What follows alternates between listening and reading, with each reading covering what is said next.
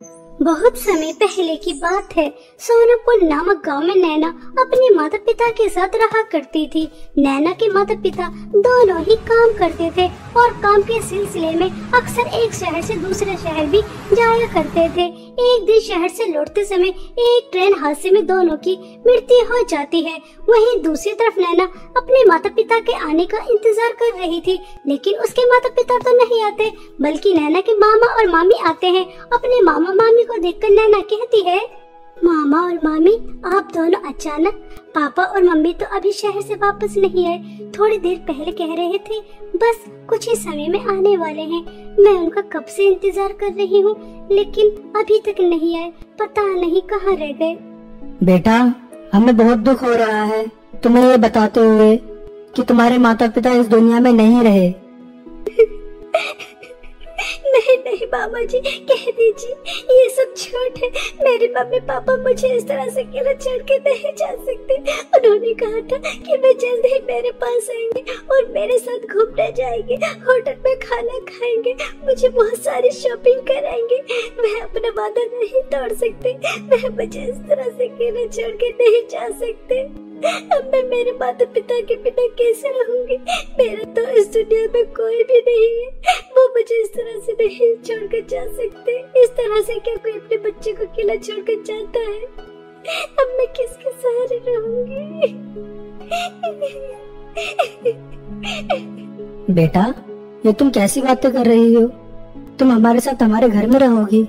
मामा के इतना कहते ही मामी जमुना आग बबूला हो जाती हैं और वह अपने पति से कहती हैं, अच्छा, तो अपनी बहन की मृत्यु के बारे में सुनते ही तुरंत दौड़े दौड़े यहाँ पर इसलिए आए थे ताकि आप इस अनाथ और मनहूस काली कलूटी बदसूरत लड़की को हमारे घर लेके जा सको। देखो जी, मेरे पहले ही 2 बच्चे हैं, उनका पालन पोषण करना मेरे लिए कितना मुश्किल हो जाता है। अब हमें इस अनाथ का भी पालन पोषण करना होगा। देखो, ये काली कलूटी हमारी बला से कहीं भी रहे, इतने सारे अनाथ आश्रम है, वहाँ जाकर रह लेगी। मैं अपने साथ इसे नहीं लेकर जाऊंगी। अपने रंग रूप में मेरे बच्चों को भी ऐसे ही कर देगी। यह तुम कैसी बातें कर रही हो? यह मेरी स्वर्गवासी बहन की बेटी है और मैं इसे यहाँ अकेला छोड़कर नहीं जा सकता। जमुना अपने पति के सामने कुछ नहीं कर पाती और बेचारी नैना अपने मामा मामी के साथ उनके घर चली जाती है। नैना को देखते ही जमुना की बेटी दीप्ति और बेटा कृष्णा बहुत हंसते हैं। मम्मी, आप किस काली कलूटी बंदरिया को अपने साथ उठा कर लेकर आ गई? मुझे तो इसे देखकर बहुत हंसी आ रही है।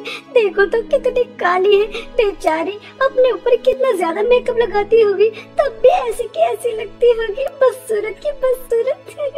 कृष्णा, क्या तुम्हें हंसी नहीं आ रही? मुझे तो बहुत आ रही है। दीप्ति दीदी, मुझे भी बहुत हंसी आ रही है। मम्मी, आप बता नहीं रही कि काली कलूटी बंदरिया आपके साथ कौन है?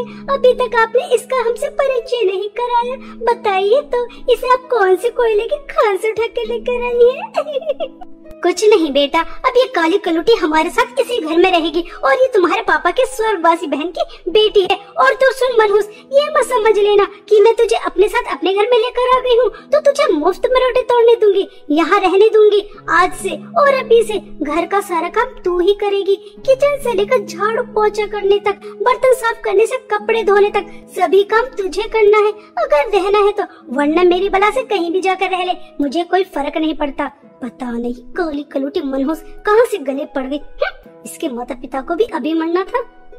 बेचारी नैना की मजबूरी थी, वह यहाँ से और कहाँ जाती, इसलिए उसे मजबूरी में अपनी मामी की सारी शर्तें माननी पड़ती हैं और वह घर का सारा काम करना शुरू कर देती है। खाना बनाने से कपड़े धोने तक, स्त्री से लेकर घर की सफाई तक, और उसके बाद घर का सारा काम करती है। सुबह से लेकर शाम तक गधों की तरह काम करने के बाद वह सबके साथ डाइनिंग टेबल पर खाना खाने के लिए जैसे ही बैठती है तो जमुना कहती है, ओ हेलो, क्या तो काली कलूटी हमारे साथ इस घर की नौकरानी डाइनिंग टेबल पर बैठकर खाना खाएगी? तेरी औकात है? चुपचाप पहले हम सबको खाना खाने दे, उसके बाद अगर हमारे आगे का बचेगा तो उसे बाहर जो टूटा फूटा कमरा पड़ा है वहाँ ले जाकर खा लेना और वहीं पर सो जाना है। इस घर में सिर्फ तो काम करने के लिए है, इससे ज्यादा तेरी औकात नहीं। इनकी वजह से चुप हो, वरना कब का तुझे धक्का मार के निकाल देती मनहूस। अरे भाग्यवान, इस बेचारे के ऊपर इतना तो अत्याचार मत करो। सुबह से कितना काम कर रही है, अब सुकून से खाना तो खाने दो। मम्मी देखिए पापा किस तरह से इस काली कलूटी नौकरानी की साइड ले रही है। आपको इस काली कलौटी पर बहुत प्यार आ रहा है तो ऐसा करती हूँ, मैं अपने दोनों बच्चों को लेकर मायके चली जाती हूँ और आप रहना अपनी स्वर्गवासी बहन की बेटी के साथ यहाँ पर ऐशो आराम से। मैं अब से पहले ही कह दिया था कि अगर ये मेरे साथ मेरे घर में रहेगी तो जैसा मैं रखूंगी वैसे ही रहना पड़ेगा। अब आप ही डिसाइड कर लीजिए कि आपको अपने परिवार के साथ रहना है या फिर इस काली कलौटी मनहूस के साथ। मामी जी, आप लड़ाई मत कीजिए, आपका तो मेरे ऊपर बहुत बड़ा एहसान है कि आपने मुझे अपने घर में रहने के लिए जगह दी, वरना अकेली अब तक तो पता नहीं मेरा क्या हाल हो जाता। आप खाना खा लीजिए, मैं आपके आगे का बचा कुचा खाना खा लूंगी, आप चिंता ना करो, आप जैसा कहेंगी मैं वैसा ही करूंगी। ऐसा कहकर नैना अपने आंखों में आंसू लेकर वहाँ से चली जाती है। बेचारे मामा भी कुछ नहीं कर पाते। ऐसे ही समय बीत रहा था। नैना घर का सारा काम करती और समय समय पर जमुना बेचारी नैना की बहुत पिटाई भी करती रहती और दीप्ति और कृष्णा भी नैना का बहुत मजाक उड़ाते, उसे काली कलौटी, बंदरिया, पता नहीं किस किस नाम से पुकारते। नैना यह सब पीड़ा सह रही थी सिर्फ इसलिए कि अब उसका इस दुनिया में कोई नहीं था। ऐसे ही समय बीत रहा था। एक दिन दीप्ति अपनी माँ से कहती है, मम्मी शाम को मेरे जन्मदिन की पार्टी है और जब सब इस काली कलौटी को देखेंगे तो पूछेंगे कि ये कौन है, ये कौन है, तो हमारी कितनी इंसल्ट होगी। आप कुछ भी कीजिए, शाम को पार्टी में ये नहीं दिखनी चाहिए। दीप्ति और जमुना आपस में बातें कर ही रही थी, तभी वहाँ पर नैना चाय लेकर आती है और चाय नैना के हाथ से जमुना के हाथ पर गिर जाती है। तभी वह नैना की बहुत ज्यादा पिटाई करती है। जब उसका पिटाई करके पेट भर जाता है तो वह नैना से कहती है, मनहूस काली कलौटी बदसूरत, तुझे दिखाई नहीं देता? अगर तेरा रंग काला है क्या तुझे पूरी दुनिया भी काली नजर आती है? तुझे सब जगह अंधेरा ही नजर आता है, देख कर नहीं चला जाता? मेरा सारा हाथ जला दिया, मनहूस। सॉरी मामी जी, गलती हो गई, आगे से ध्यान रखूंगी। मामी जी, मुझे आपसे कहना था कि आज दीप्ति दीदी का जन्मदिन है ना, तो मेरे पास कोई भी अच्छे कपड़े पहनने के लिए नहीं है। अगर आप मुझे दीप्ति दीदी की कोई पुरानी फ्रॉक दे दे तो मैं उसे ही पहनकर पार्टी में आ जाऊंगी। पहली बात तो यह है कि मैं तुझे अपनी बेटी की कोई फ्रॉक नहीं देने वाली, और दूसरी बात तो मेरी बेटी की जन्मदिन पार्टी में नहीं आएगी। वहाँ पर इतने बड़े बड़े लोग आएंगे, जब वह तो जैसी काली कलौटी बदसूरत को देखेंगे और उन्हें पता चलेगा कि तू मेरी रिश्तेदार है तो मेरी कितनी इंसल्ट होगी। मेरी सोसाइटी में बहुत इज्जत है, इसलिए आज रात तू यहाँ नहीं रहेगी, अपना बंदोबस्त कहीं और कर लेना, कल सुबह आ जाना। ठीक है मामी जी, मगर मैंने सुबह से कुछ नहीं खाया, बस काम ही करे जा रही थी। अब आप मुझे मेरे हिस्से का खाना दे दीजिए। आज मैं पूरी रात सड़क पर ही काट लूंगी, सुबह वापस आ जाऊंगी जब पार्टी खत्म हो जाएगी और सब मेहमान चले जाएंगे। मम्मी, ये मनहूस काली कलौटी जब देखो भिखारियों की तरह मांगती रहती है।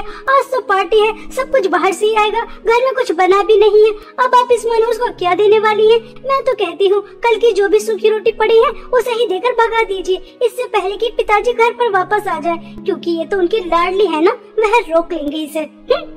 जमुना अपनी बेटी की बात मान लेती है और कल की बची कुची रोटी नैना को दे देती है और उसे अपने घर से निकाल देती है। बेचारी नैना वह रोटी लेकर निकल जाती है। तभी रास्ते में उसे फटे पुराने कपड़ों में एक बूढ़ी औरत पेड़ के नीचे बैठी मिलती है। तभी नैना उनसे पूछती है, क्या हुआ अम्मा जी, आप क्यों रो रही हो? बेटा क्या बताऊं, बहुत समय से कुछ खाया नहीं है, भूखी हूँ, बस इसलिए रो रही हूँ कि मेरी किस्मत कैसी है कि मुझे 2 समय का खाना भी नसीब नहीं। अम्मा जी रोइए मत, ये लीजिए, मेरे पास अचार के साथ 2 सूखी रोटियां हैं, अगर आप इन्हें खा सकती हैं तो इन्हें खा लीजिए। आज रात मैं भूखी ही रह लूंगी, मुझे तो आदत है भूखे रहने की। बेटा तुम कितनी अच्छी हो, कितनी दयालु हो, तुम अपने से पहले दूसरों के बारे में सोचती हो। तुम्हारा दिल तो बिल्कुल शीशे की तरह साफ है, बिल्कुल सुंदर है, हमेशा खुश रहो। मगर बेटा तुम उदास क्यों नजर आ रही हो? अम्मा जी मेरी बहुत दुख भरी कहानी है।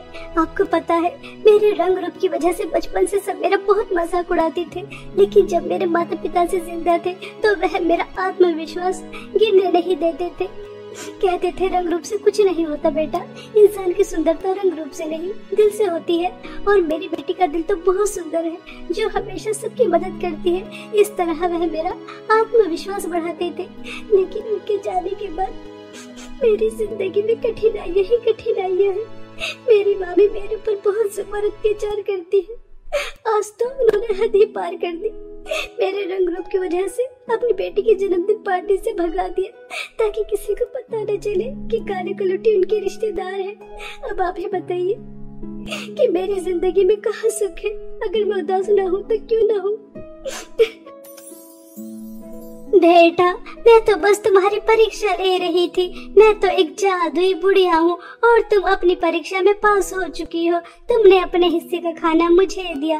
आओ मैं तुम्हारी परेशानी दूर करती हूँ। जादुई सोने और चांदी के फ्रॉक के कुएं से तुम्हें जादुई सोने और चांदी के फ्रॉक देकर, जिससे तुम्हारी सब परेशानी मिनटों में दूर हो जाए। ऐसा कहकर वह बूढ़ी औरत नैना को अपने साथ एक कुएं के पास ले जाती है और जादुई सोने और चांदी की फ्रॉक के कुएं से 2 जादुई सोने और चांदी की फ्रॉक निकालती हैं और उन्हें नैना को देकर कहती हैं, बेटा, यह जादुई सोने और चांदी की फ्रॉक के कुएं की फ्रॉक सिर्फ उन्हीं लोगों के काम आती है जो हमेशा दूसरों की मदद करते हैं, लालची नहीं होते। तुम भी इन दोनों जादुई सोने और चांदी की फ्रॉक से लालच मत करना। जिस दिन भी तुम लालच करोगे उस दिन यह जादुई सोने और चांदी की फ्रॉक गायब होने के साथ साथ तुम्हें बहुत बड़ी हानि भी पहुंचा सकती है। इसलिए ध्यान रहे कि लालच नहीं करना।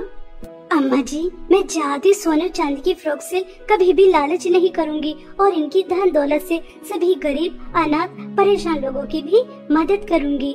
आप चिंता न करो। तभी वह बूढ़ी औरत जादुई सोने और चांदी के कुएं की फ्रॉक देकर वहाँ से गायब हो जाती है और नैना जादुई सोने और चांदी की फ्रॉक से कहती है, जादुई सोने की फ्रॉक तुम मुझे बहुत ज्यादा सुंदर बना दो ताकि कोई मेरे रंग रूप का मजाक ना उड़ा सके। और जादुई चांदी की फ्रॉक तुम मुझे एक महल जैसा घर दे दो जिसके अंदर किसी चीज की कोई कमी ना हो। सुंदर सुंदर ड्रेस, स्वादिष्ट स्वादिष्ट खाना, बहुत सारी धन दौलत, सब कुछ। नैना के इतना कहते ही जादुई सोने की फ्रॉक उसे बहुत ज्यादा सुंदर बना देती है। नैना खुद को इतना ज्यादा सुंदर देखकर बहुत खुश होती है।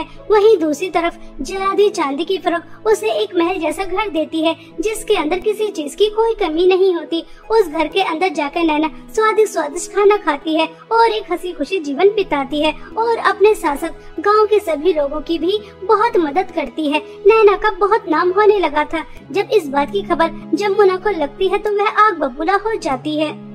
पता नहीं उस मनहूस के पास जादुई सोने और चांदी की फ्रॉक कहाँ से आई, जिनकी वजह से इतनी ज्यादा सुंदर हो गई और इतनी ज्यादा अमीर भी। पूरे गांव को सोना और चांदी बरसा रही है। मेरे होते हुए वह मनहूस इतना ज्यादा नाम नहीं कमा सकती और मेरी बेटी से ज्यादा सुंदर नहीं हो सकती। वह जादुई सोने और चांदी की फ्रॉक मैं चुरा कर लेकर आ जाऊंगी, फिर देखती हूँ कैसे करती है लोगों की मदद।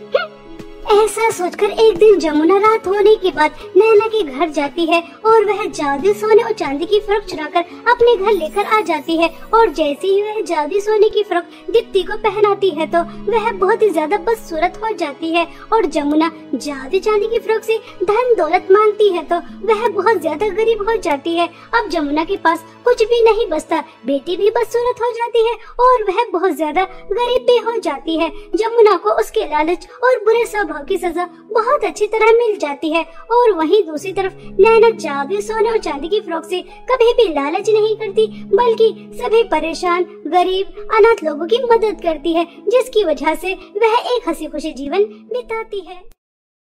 बहुत समय पहले की बात है। सोनापुर नामक गांव में 2 बहनें सपना और काजल अपनी विधवा माँ सुरेखा के साथ रहा करती थीं। कुछ समय पहले ही सुरेखा के पति की मृत्यु हो जाने की वजह से दोनों बेटियों की जिम्मेदारी सुरेखा के ऊपर आ जाती है। सुरेखा लोगों के कपड़े सिलकर अपनी बेटियों का पालन पोषण करती थी। सुरेखा की बड़ी बेटी सपना वह बहुत ही होशियार और समझदार थी, लेकिन छोटी बेटी काजल वह पढ़ाई लिखाई में भी अच्छी नहीं थी और अपनी माँ से पैसे लेकर दोस्तों के साथ उड़ाया करती थी, पार्टी क्या करती थी। ऐसे ही समय बीत रहा था। एक दिन काजल अपनी माँ से कहती है, मम्मी मम्मी जल्दी से आप मुझे 500 रुपए दे दीजिए, टीचर ने मंगाए हैं। काजल, सपना भी तुम्हारे ही स्कूल में पढ़ती है, बस तुमसे 2 क्लास आगे है, लेकिन वह तो कभी मुझसे पैसे नहीं मांगती। बस महीने में फीस जमा हो जाती है, लेकिन तुम कभी 500, कभी 1000, कभी 2000 लेती रहती हो। आखिर तुम्हारी टीचर इतने पैसे मंगाती क्यों है बेटा? अरे यार मम्मी, मुझे क्या पता, टीचर ने कहा कि कल 500 रुपए लेकर आने हैं, इसलिए मैं आपसे मांग रही हूँ, तो बस आप मुझे दे दीजिए। बस हमेशा सवाल पे सवाल करती रहती हैं। ऐसा कहकर काजल झूठ बोलकर अपनी माँ से हमेशा पैसे ले जाया करती थी और पार्टी में और अपने दोस्तों के साथ उड़ा दिया करती थी। ऐसे ही एक दिन दोस्तों के साथ पार्टी करते हुए सपना काजल को देख लेती है और वह काजल से कहती है, काजल, माँ कितनी मेहनत से सिलाई करती हैं, तब जाकर 4 पैसे कमा पाती हैं। वह हमें पढ़ा रही हैं, 2 समय का खाना खिला रही हैं। यही हमारे लिए कितनी बड़ी बात है और तुम उनकी मेहनत की कमाई को इस तरह से उड़ा रही हो। प्लीज मत उड़ाओ, पढ़ाई लिखाई पर ध्यान लगाओ ताकि तुम कुछ बनकर माँ की मदद कर सको। ओह हेलो बहन जी, मुझे ज्ञान देने की ज्यादा जरूरत नहीं है। और हाँ बहन जी, मैं तेरी तरह नहीं हूँ, बस 24 घंटे पढ़ती रहूँ और माँ के साथ काम में हाथ बटाऊं। मुझे नहीं जीनी ऐसी बोरियत वाली जिंदगी। तुझे क्या लगता है कि मैं अपनी सारी जिंदगी ऐसे ही काट लूं? मैं अपने दोस्तों के साथ एंजॉय ना करूं?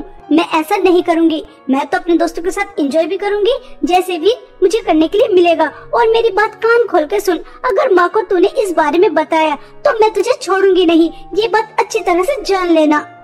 काजल, मैं तुम्हारी बड़ी बहन हूँ, तुम्हें सही रास्ता दिखाना मेरा कर्तव्य है और ये सब जो तुम कर रही हो ठीक नहीं है। अगर माँ को मैं भी ना बताऊं तो एक न एक दिन माँ को तुम्हारी सच्चाई पता चल ही जाएगी।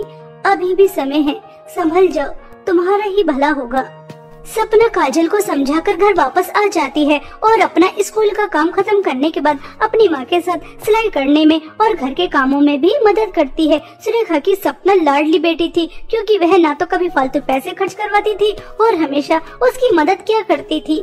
ऐसे ही समय बीत रहा था, स्कूल का रिजल्ट आ जाता है। सपना हमेशा की तरह फर्स्ट आती है और काजल पास भी नहीं हो पाती। जब सुरेखा को पता चलता है कि काजल फेल हो चुकी है तो वह आग बबूला हो जाती है और काजल को जोर से थप्पड़ मारकर उससे कहती है, काजल, तुम फेल कैसे हो सकती हो? अपनी बड़ी बहन को देखो, घर का सारा काम करती है, मेरे साथ सिलाई भी करवाती है, ट्यूशन भी नहीं लगा हुआ, फिर भी फर्स्ट आई है। और एक तुम ट्यूशन भी पढ़ती हो, कोई काम भी नहीं करती, फिर भी फेल हो गई। ऐसा क्यों? मैं कितनी मेहनत करती हूँ तब जाकर तो स्कूल की फीस जमा हो पाती है। तुम्हें कुछ पता भी है कि कितनी मेहनत से पैसे कमाए जाते हैं?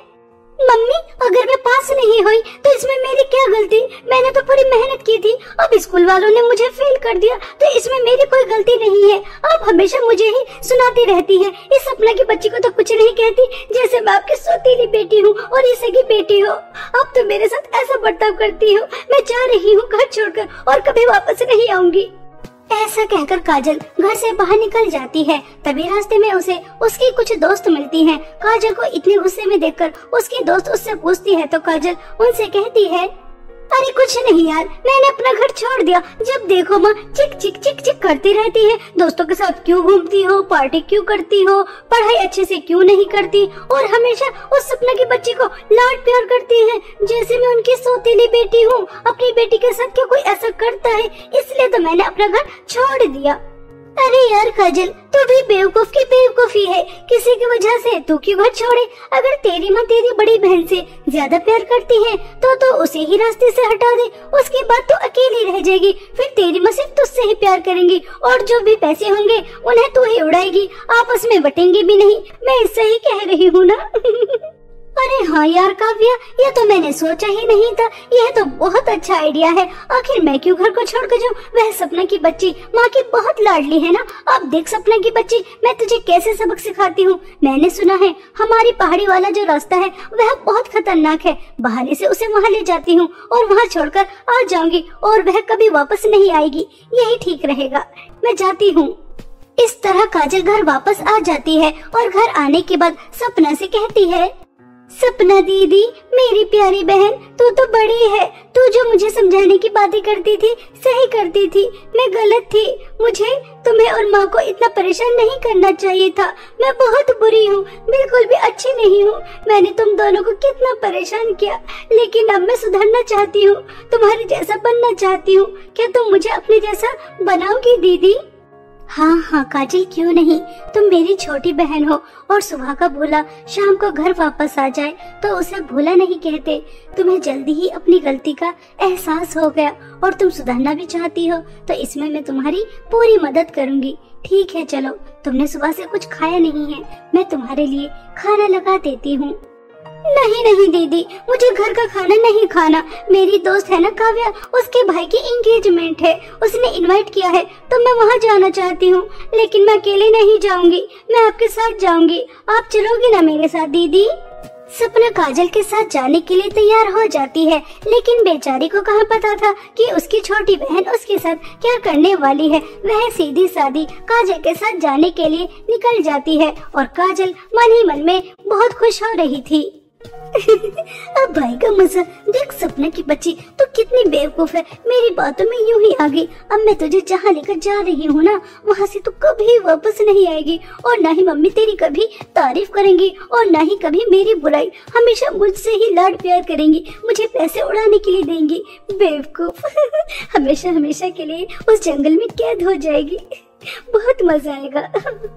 ऐसा सोचकर काजल बहुत खुश हो रही थी। बहुत देर हो जाती है, चलते चलते रात भी बहुत ज्यादा हो जाती है। घना जंगल आ जाता है, डरावनी डरावनी आवाजें आ रही थी, जानवरों की भी बोलने की आवाजें आ रही थी। तभी सपना काजल से कहती है, काजल यह तुम मुझे कहाँ पर लेकर आई हो? ये तो मुझे पहाड़ी वाला इलाका लग रहा है और ये जंगल कितना ज्यादा घना है, मुझे तो बहुत डर लग रहा है। कितनी खतरनाक खतरनाक आवाजें आ रही हैं, कहीं हम गलत रास्ते पे तो नहीं आ गए? तुम्हारे दोस्त का घर कहाँ पर है काजल? सपना काजल से पूछती रहती है, लेकिन काजल सपना को कोई जवाब नहीं देती। चलते चलते एक गुफा आ जाती है और काजल सपना को वहाँ छोड़कर वापस आना चाहती थी, लेकिन तभी वह गुफा बंद हो जाती है। यह देखकर काजल बहुत ही ज्यादा घबरा जाती है। तभी वहाँ पर दो सीढ़ियाँ प्रकट हो जाती हैं। दोनों बहनें ना चाहते हुए भी उन सीढ़ियों पर चढ़ जाती हैं और वह सीधा एक ऐसी जगह पर पहुँच जाती हैं जहाँ पर एक तरफ सोने का चांद था और दूसरी तरफ चांदी का चांद था। यह देखकर सपना और काजल दोनों ही घबरा जाती हैं। तभी वहाँ पर एक बहुत खतरनाक चुड़ैल आ जाती है और वह कहती है, जादुई सोने और चांदी के चांद की दुनिया में तुम्हारा बहुत बहुत स्वागत है। जिस जंगल में तुमने चलना शुरू किया था वहाँ पर कोई भी आने की गलती नहीं करता, फिर तुम क्यों आई हो? चुड़ैल जी आप मुझे छोड़ दो, इस सपना की बच्ची को यहाँ पे रखो, चाहो तो इसे खा भी लेना। मैं तो इसे इस जंगल में छोड़ने आई थी और इसे छोड़कर यहाँ से वापस चली जाती। मुझे पता था कि ये जंगल खतरनाक है, लेकिन मैं तो इसे छोड़कर यहाँ से जाना चाहती थी, लेकिन इस सपना की बच्ची की वजह से मैं यहाँ पर फंस गई। देखो मुझे छोड़ दो, मुझे वापस जाने दो। काजल ये तुम क्या कह रही हो? इसका मतलब घर पे जो भी तुमने बातें की वो सब ड्रामा था, तुम मुझे मारने के लिए यहाँ पर लेकर आई थी। मैं सपने में भी नहीं सोच सकती कि तुम इतनी नीच हरकत कर सकती हो। मुझे तो तुम्हें अपनी बहन कहते हुए भी शर्म आ रही है। मैं तुमसे कितना प्यार करती हूँ और तुम मुझे मारना चाहती हो। देखो आज तुम्हारी इस हरकत की वजह से हम दोनों कितनी बड़ी मुसीबत में फंस गए। बस बहुत कर ली तुमने बातें, मुझसे तुम्हें डरने की कोई जरूरत नहीं है। मैं बुरी चुड़ैल नहीं हूँ, मैं किसी को खाती नहीं हूँ। बस अपना रौब जमाने के लिए जंगल में ऐसा लिख रखा है कि यह जंगल खतरनाक है। अब तुम यहाँ पर आ ही गई हो तो तुम घर भी वापस जा सकती हो। अगर तुम जादुई सोने के चांद का रास्ता चुनोगी तो तुम्हें वहाँ पर बहुत ही सारी धन दौलत मिलेगी, और अगर तुम जादुई चांदी के चांद का रास्ता चुनोगी तो तुम सिर्फ घर ही जा पाओगी और तुम्हें कुछ भी नहीं मिलेगा। अब तुम्हारे हाथ में है कि तुम कौन से रास्ते पर जाना चाहोगी। चुड़ैल जी मैं तो जादुई सोने के चांद के रास्ते पे जाऊंगी, वहाँ की धन दौलत से बहुत ज्यादा अमीर हो जाऊंगी और अपने दोस्तों के साथ पार्टी करूंगी, एंजॉय करूंगी। मैं नहीं जाऊंगी अपने घर उस गरीब वाली जिंदगी में, मुझे नहीं जीना। कोई बेवकूफी होगा जो इतनी सारी धन दौलत छोड़कर जादुई चांदी के चांद के रास्ते पे जाएगा। चुड़ैल जी मुझे कुछ नहीं चाहिए, मुझे मेरी माँ चाहिए, वही मेरी सारी धन दौलत है। उन्होंने मुझे पाल पोस कर इतना बड़ा किया और अब मैं धन दौलत के लालच में अपनी माँ को इस तरह से अकेला छोड़ दूं? नहीं नहीं, मुझे धन दौलत नहीं, मुझे मेरी माँ चाहिए। इसलिए मैं जादुई चांदी के चांद के रास्ते पर जाकर अपने घर जाना चाहती हूँ। ठीक है, तुम दोनों के रास्ते खुल चुके हैं, तुम दोनों अपने अपने रास्ते पर जा सकती हो। ऐसा कहकर चुड़ैल काजल के लिए जादुई सोने के चांद का रास्ता खोल देती है, जिस पर वह खुशी खुशी चलना शुरू कर देती है। और वहीं दूसरी तरफ सपना के लिए जादुई चांदी के चांद का रास्ता खोल देती है, जिस पर सपना भी खुशी खुशी चलना शुरू कर देती है। और कुछ ही देर में सपना सही सलामत अपने घर पहुंच जाती है। काजल जादुई सोने के चांद के रास्ते पर जितना चल रही थी उतना ही खुश हो रही थी, क्योंकि वह जितना आगे जा रही थी धन दौलत की चमक उसे और आगे लेकर जा रही थी, क्योंकि जगह जगह सोने के सिक्के, हीरे जवाहरात, पैसा ही पैसा पड़ा था। यह देखकर काजल बहुत ही ज्यादा खुश होती है। अरे मैं कितनी ज्यादा समझदार हूँ, मैंने कितना अच्छा फैसला लिया यहाँ पर आकर। कितनी सारी धन दौलत है, इतनी सारी धन दौलत मैं सारी जिंदगी बारिश की तरह बहाऊं तब भी खत्म नहीं होगी। और वहीं दूसरी तरफ मेरी बेवकूफ बहन जादुई चांदी के चांद के रास्ता चुना, जहाँ उसे एक फूटी कौड़ी नहीं मिलेगी। बेवकूफ, जाकर गरीबों वाली जिंदगी जिएगी और मैं यहाँ धन दौलत से ऐश ही ऐश करूंगी, ऐश ही ऐश। ऐसा सोचकर काजल बहुत खुश हो रही थी और वह धन दौलत के लालच में आगे चली जा रही थी और वह चलते चलते एक काली गुफा में पहुंच जाती है। वहां पर काजल को कोई और नजर नहीं आ रहा था और सभी सोने के सिक्के, हीरे जवाहरात सब गायब हो जाते हैं। काजल बाहर निकलने की बहुत कोशिश करती है, लेकिन वह उस गुफा के अंदर फंस जाती है। तभी एक आवाज आती है, काजल, कहते हैं जो दूसरों के लिए गड्ढा खोदते हैं उस गड्ढे में खुद ही गिर जाते हैं। तुम अपनी बहन को मारना चाहती थी, लेकिन अपने जाल में खुद ही फंस गई। तुम्हें यहाँ से निकलने का एक मौका मिल रहा था, लेकिन तुमने वह भी गंवा दिया धन दौलत की लालच में आकर। तुमसे अच्छी तुम्हारी बहन है, उसने सोने, हीरे जवाहरात की, धन दौलत का लालच नहीं किया, बल्कि अपनी माँ की ममता की धन दौलत का लालच किया, और वह अपनी माँ के पास है। और तुम यहाँ इस काली गुफा में रहोगी हमेशा हमेशा के लिए। काजल बहुत रोती है, गिड़गिड़ाती है, लेकिन वह जादुई सोने के चांद की दुनिया से कभी वापस नहीं आती, हमेशा हमेशा के लिए वहीं कैद हो जाती है। काजल को उसके बुरे कर्मों का और लालच का फल बहुत अच्छी तरह मिल जाता है, और वहीं दूसरी तरफ सपना के अच्छे स्वभाव और उसने लालच नहीं किया, इसलिए वह अपनी माँ के साथ एक हंसी खुशी जिंदगी बिताती है।